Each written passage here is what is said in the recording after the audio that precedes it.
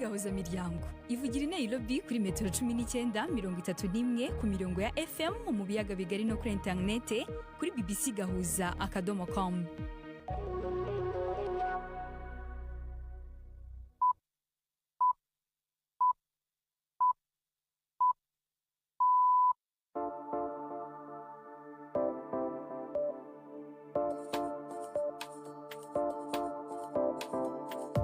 Ni saa moya n'igice z'ijoro i Nairobi, ni saa 12 n'igice z'umugoroba mu Burundi no mu Rwanda. Muri kumwe na Latifa Mutesi. Ibihe byiza bakunze ba BBC Gahuza miryango, mbaye ikaze mu makuru yo kuri uyu wa kabiri tariki ya 17 ukwezi kwa kabiri uyu mwaka wa 2026.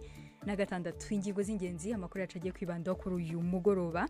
Muri Kenya imirimo yari yarahungabanye ku bibuga by'indege yongeye gukorwa nkuko byari bisanzwe. Naho mu yandi makuru igifungo cya Ramadan kirageze, ariko mu Rwanda imisigiti myinshi irafunze. Sabe ubuki bazasenga bate? Icyo tubasaba nuko amasengesho bazayakorera mu rugo nka famiye. Ntago mvuze ngo abantu bagiye guhurira mu ngo z'abandi, oya, ibyo ntago ari byo ndi kuvuga ko ntago byemewe. Naho Fondation Kizito mu kwibuka uwo muhanzi yasohoye indirimbo ye ihishemo umugore. Ese no kubera iki? Twashaka kwerekana ko mu bikorwa byaranze Kizito yagize n'uruhare rwo gupromoting umugore. Muri ndirimbo aragaruka avuga ko umugore nawe afite umuganda yatanga mu kubaka societe, kandi umuganda we windasimburwa kwe kuzuzanwa n'umuganda wo mugabo. Aya makuru hagarariwe na Gildas Hondemonde.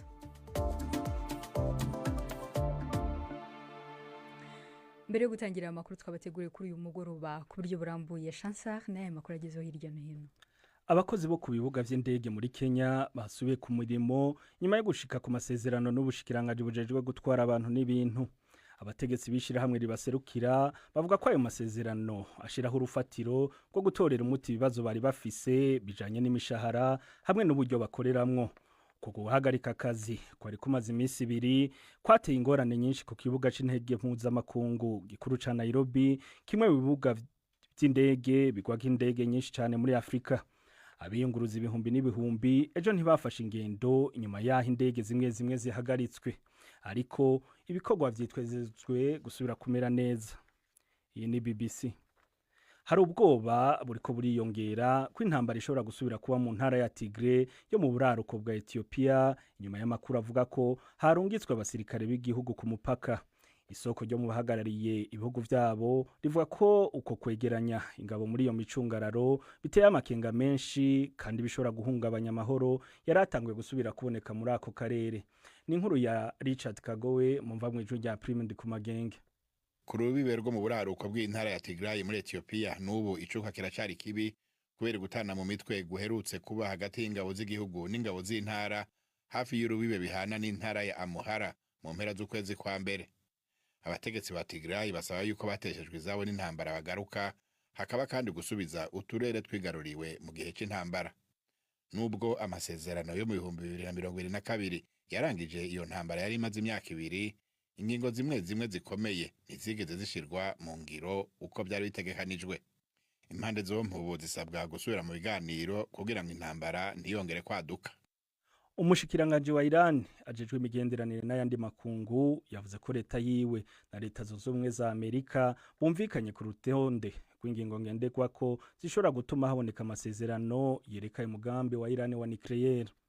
Abbas Arachi yabivuze inyuma y'ibiganiro vya nyuma vyabereye i Geneve. Yavuze ko ivyo biganiro vyagenze neza kurusha ivyaheruka, ariko agabisha ko hakira akazi kenshi gasigaye kugira habeho umwumvikano. Arachi yaneguye kandi iterabwoba ryo gushaka gukoresha inguvu za gisirikare rivugwa na Amerika. Amerika ntiragira icishikirije kuri ivyo biganiro. Latifa. Urakoze cyane Chansar.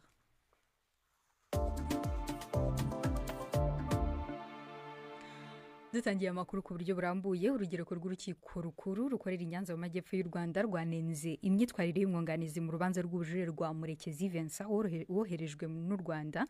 woherejwe mu Rwanda n'igihugu cya Malawi ngakurikiranwe ku byaha bya Jenoside. Maître Kagame Kimonyo wivanye mu rubanza tujije ibyo yasabwe n'urukiko rwamuhanishije gutanga amande no kubuzwa kuburana mu zindi manza atabanje kuzuza ibisabwa urubanza narwo rwongera gusubikwa. Mugenzi wacu Yves Bucyane yakurikiranye uru rubanza adutegurira muri kurikira. Urubanza rw'ubujurire rwa Murekezi Vincent rwagombaga gutangira kuburanishwa uyu munsi, gusa imbere y'inteko iburanisha Murekezi Vincent yaturitse ararira mu ijwi ryuzuye ikiniga yabwiye urukiko ko uwo yari yahisemo ko yamwunganira yamumenyesheje ko yivanye mu rubanza hasigaye iminsi 2 gusa ngo baze kuburana.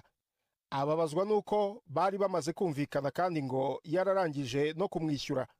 Yagize ati ku cyumweru ngira ngo mumenyeshe ko nageze muri gereza ya Nyanza, ambwira ko yivanye mu rubanza, ati ibindi biri muri systeme y'urukiko bazabikubwira.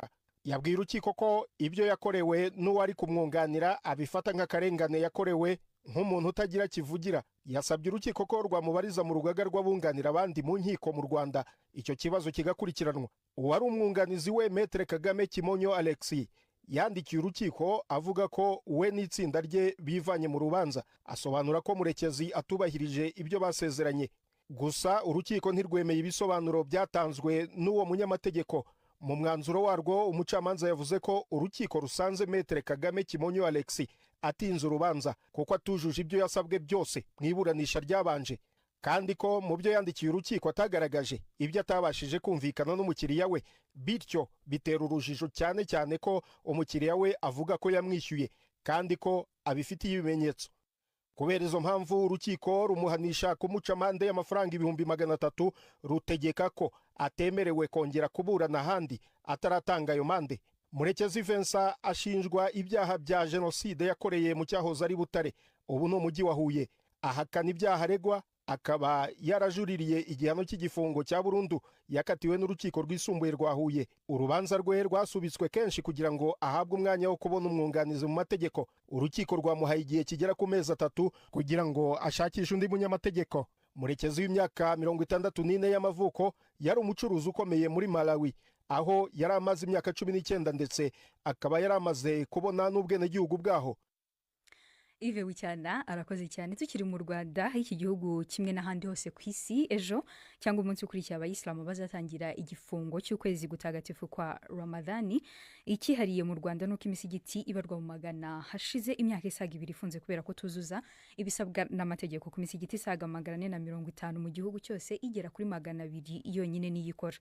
Mu kanya gashize mugenzi wacu Juventine Muragijemera yavuganye na mufti w'u Rwanda Sheikh Sindayigaba Musa, hamubaza uko abayoboke bazabigenza igihe cyo gusenga, abanza gusobanura aho bagejeje mu kuzuza ibisabwa kugira ngo imisigiti yose ifungure. Imisigiti ubu tumaze gukora ku misigiti hafi 190 muri ya yindi yari ifite ibyo ibura.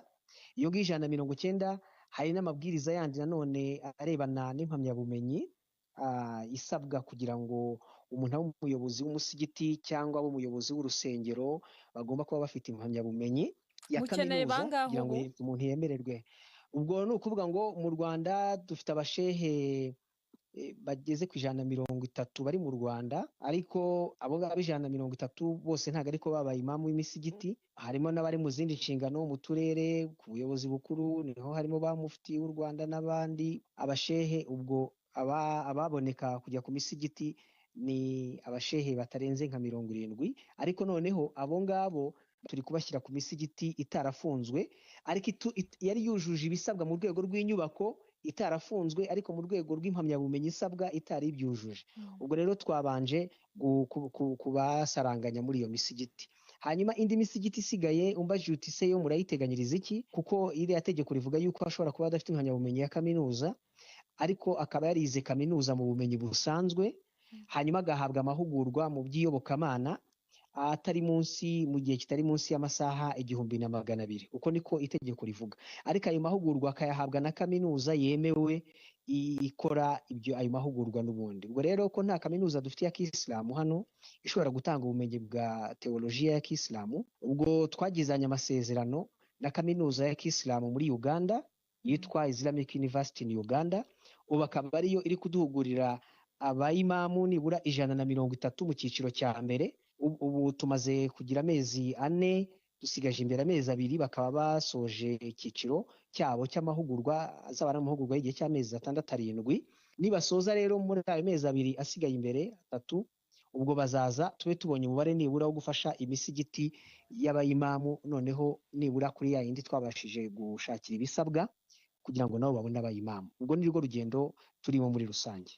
Mufti, tubabajije ubu abantu bitegura kwinjira muri mwezi Ramadhan bisaba ko abantu bajya gusari ku misigiti, hari uturere tudafite umusigiti n'umwe cyangwa se kabiri kure, bizagenda gute? Amategeko y'idini ya Isilamu, iyo umuntu umusigiti uri kure akaba adashobora kujya gusari muri ya masengesho yo mu gisibo cya Ramazani ndetse n'amasengesho 5 ya buri munsi, icyo gihe asengera mu rugo iwe aho ari.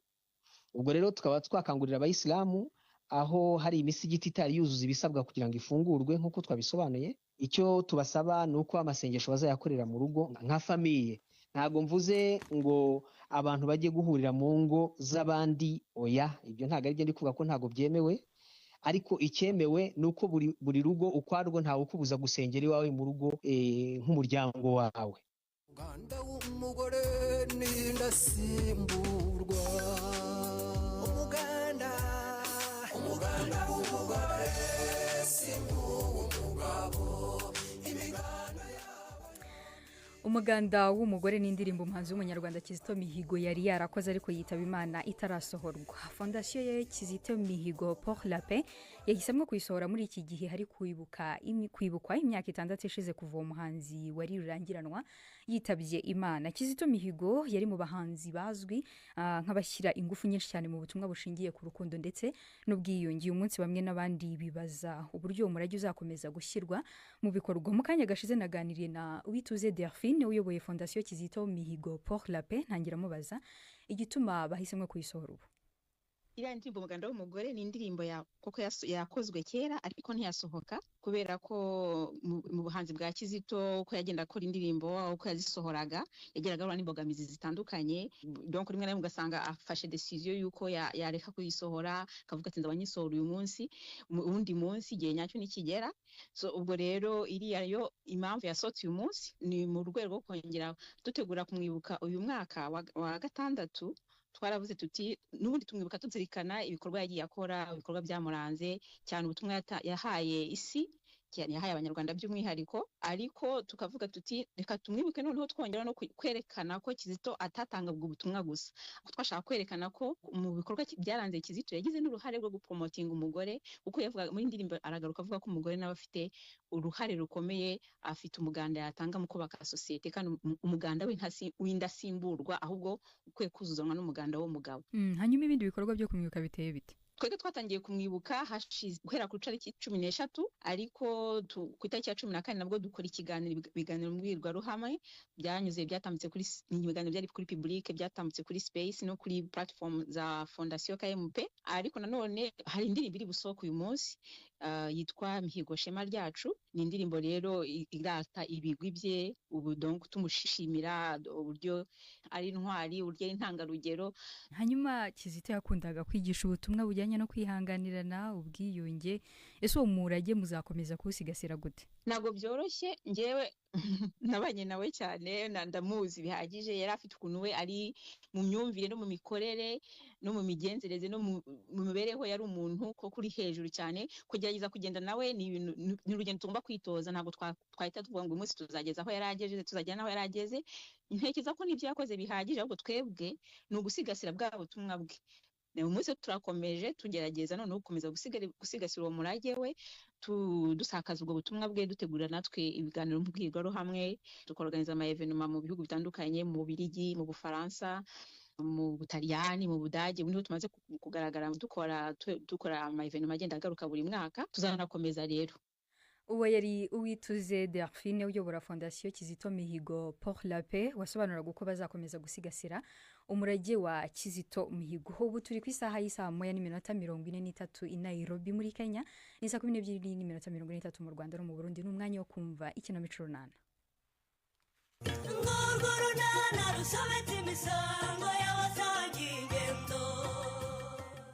Amakimbirane hagati ya Pascal na Mukobwajana akomeje kuba urudaca. Hagati aho umunsi w'amateka kuri Agnes na Chris n'urunana. Ariko bitabyanye uko mbabaza ntimunsubize. Ari he? Niko kaze. Karame papa. Amafaranga ari? Bazamuzara. Arambaza se n'injye uza ahari. Nanjye rero sinzi ahari. Umva. Ibyo muvuga byose rero amafaranga yanjye mugomba kuyama. Aho nari nayashyize nari mpazi neza. None nta n'igiceri na kimwe koko. amafaranga yanjye yose bayatwaye muza karame yaba wowe yaba kazehe ntihagire uva aho ahagaze umva ndaje nshaka igiti ubundi kirabashiriraho kugeza ubwo mumbwira aho amafaranga yanjye mwayashyize. ntabwo ari njyewe. nyine uravuga uwayatwaye. papa reka nkubwize ukuri. aha gira vuba rero nibyo nashakaga n'ubundi. nabonye ari mama uyafata. ngo nde avuze mama. okay mukobwa jana niko mukobwa jana. karame Pasika enda hano wumve. ko numva ushaka kumena amatwi numva iki? ngwino yewe. wavuze gahora ariko kandi nubakangurura baheka Pasika. winsakurisha ngwino yewe. aha nari ndimo kuryamisha abana ndaje. ni akazi kawe muzasi wowe ureze mama barakwishe. papa warira wowe se ntiwamubonye ayatwara? muceceke. ngaho mbwira Pasika. umva mpereza shyira ahangaha. nguhereza ikizi? mpa amafaranga yanjye yewe. urahakana ko atari we wayatwaye? ntayatwaye nyine warigeze ngo ndabihakana se? herega ubwo nta n'isoni. umva mpa amafaranga yanjye nigendere. yego ye sinabimaze iminsi ngusaba ubufasha ukambwira ko nta mafaranga ufite. ubwo rero nayabonye ndayafata ngiye kuyakemuza ibibazo. mukobwa ja nta kindi kintu nshaka kumva. mpa amafaranga yanjye. ntayo nguha nanjye mfite ibibazo bikeneye gukemurwa. yewe na bariya abana bakeneye kwitabwaho. nta magambo menshi mfite yo kuvugana nawe. reka nigire ku kazi ariko ningaruka nsanga amafaranga yanjye yose wayashubije aho wayakuye. ngo ugiye he? ngiye kwishakira akazi. wavuze ko ugiye kwirebera Nyiramarizara? ngo ndeba nde? Nyiramariza.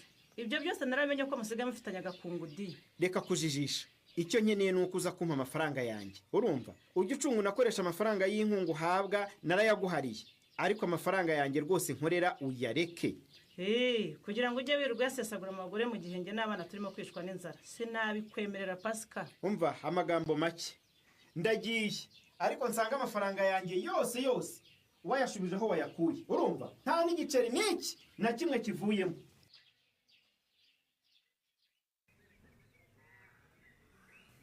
anyenda rota cyangwa urota iki? sinzi niba uwo duhuye ari Agnes usanzwe nzi cyangwa se ari undi muntu. urabona ntari Agnes bude?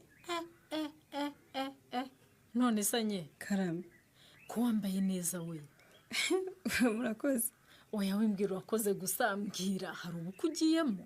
ubukwe? reka ntabwo. nahise ugiye gukora ikizamini cy'akazi? ku mana yanjye akahe kazi se? ariko uko biri kose ntugiye ku kazi kandi ariho ngiye. oya utari usanzwe ujya ku kazi wambaye neza bene ako kageni we. sha hari impamvu bude.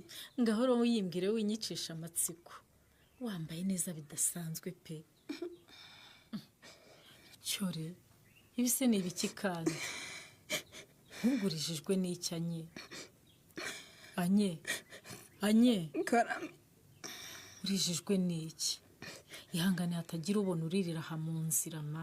sha mu by'ukuri nari nsanzwe ndira mbabaye ariko usinzi niba nkakubwira ngo ndimo kurizwa n'ibyishimo.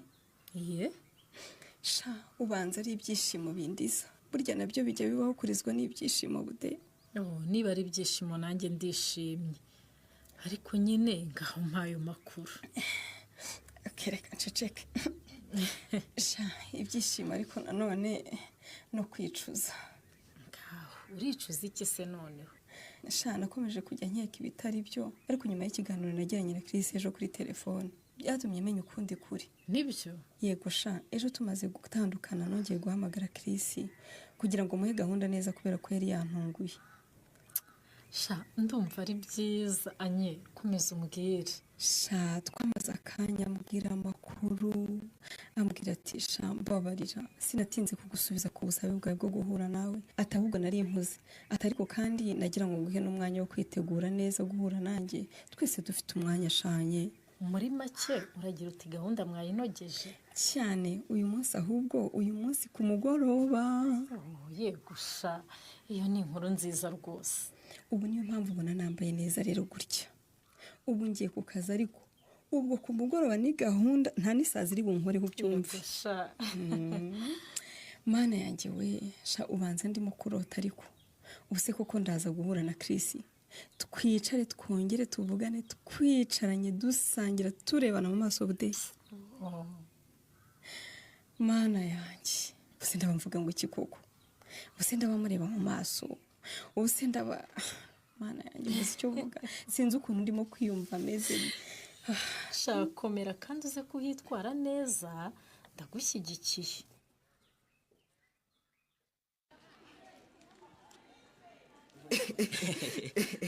ariko wiseka cyane hatagira abandi batwumva wacyana. sha wifunga reka turebe n'ayo mashusho yandi shawe niyo nkwe. reka urimo gusakuza urashaka kundaburiza mwana ubu se utumye hari utubona akamenya ko mfite telefone akabwira mwarimu akayinyambura. humura ariko reka nirebera ariko niyo nkwe. ngaho reba udasakuza rero. umva garura yandi ya mbere twarebaga. aya se? yego mbese nk'ubu bakobwa bambaye gute we? gumizaho nkomeze ndebe uko babyina wacyana. kanywereka indi ndirimbo irimo abandi babyina neza.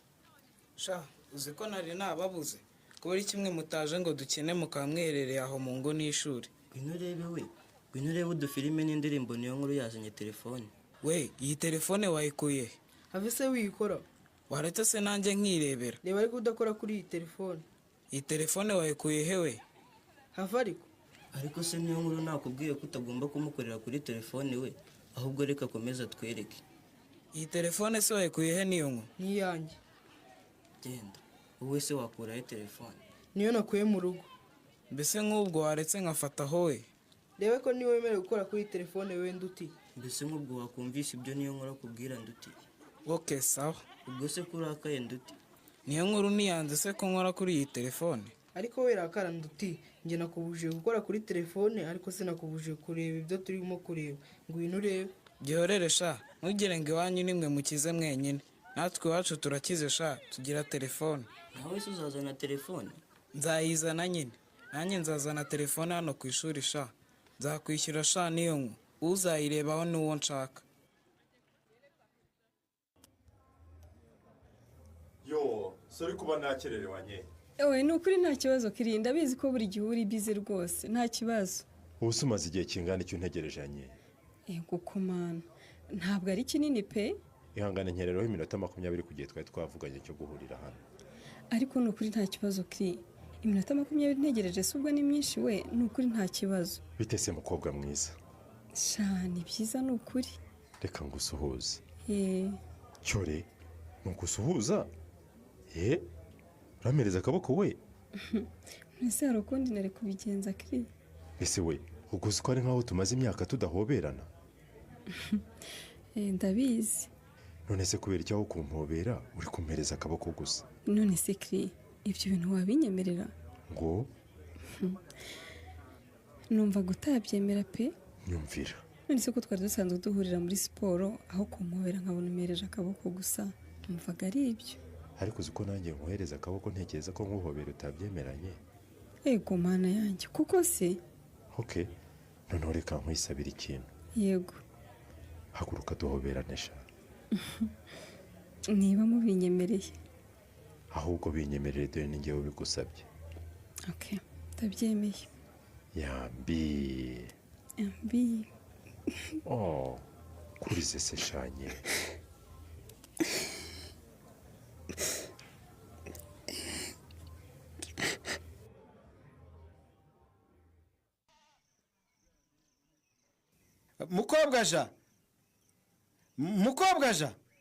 mukobwa jana. ariko se ubundi igihe mpamagara bimeze bite pasika? mpereza. nguhereza iki? mpereza yewe. icyo ariko? nasize nkubwiye ngo iki? wasize umbwiye ngo iki se nyine? sinasize nkubwiye ngo nze gusanga amafaranga yanjye wayagaruye. yego ye. mukobwa mpa amafaranga yanjye rwose mbe nitembereye hariya ku gasantiri. ariko hageze utugiye guhura na nyiramariza urashaka yo mujya gusangira.